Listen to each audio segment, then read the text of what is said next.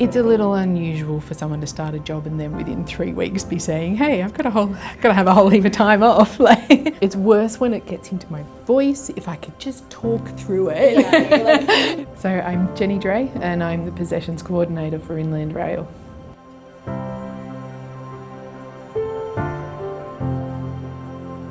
So I've been in the rail industry for just over 15 years and I've been with ARTC for 10 years now. And 2 years ago I got the opportunity to change over to Inland Rail and jumped at getting involved in the project. The basic work that I do for Inland Rail at the moment is to organise the long lengths of rail and sleepers to get delivered to site on trains. We're running one sleeper train a week which carries about 9,000 sleepers.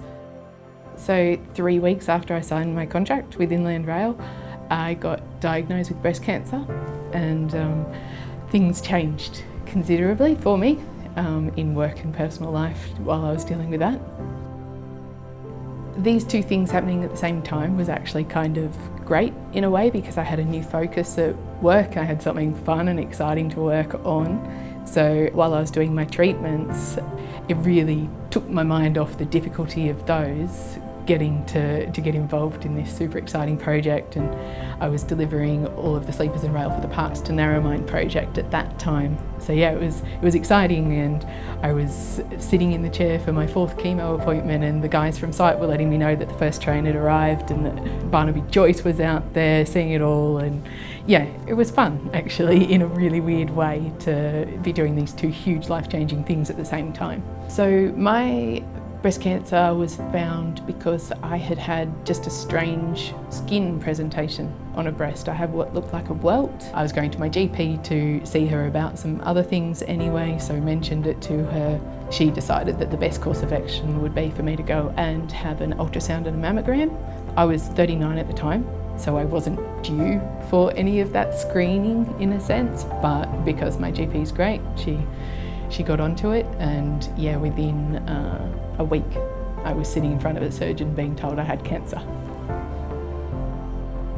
With chemotherapy, my hair fell out immediately, basically, so I got to experience what it was like for so many of the men in our workplace. I also got some great head care tips off some of the guys around the office about how to keep my head healthy without hair. The particularly important thing about early detection and why I want people to do it is the survival rates around that. So if you catch a cancer while it's still confined to the breast, your survival rates are around 96%.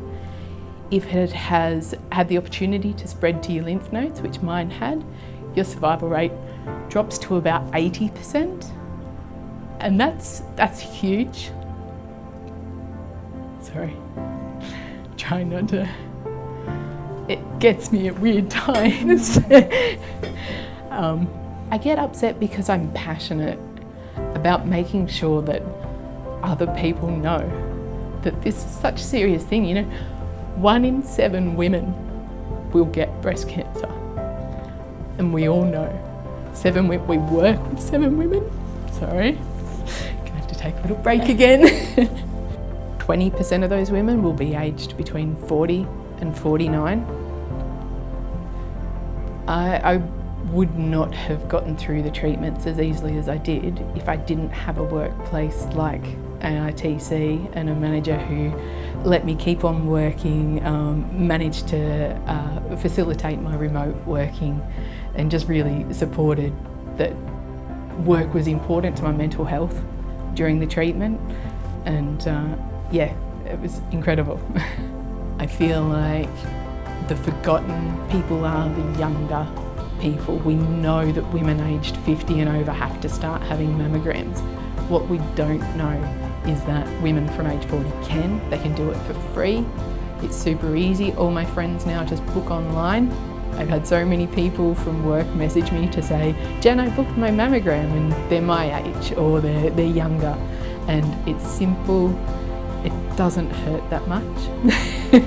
And if it does hurt, it's worth it, because all of the other things that happen if you're treated, if you actually are diagnosed, hurt quite a bit more.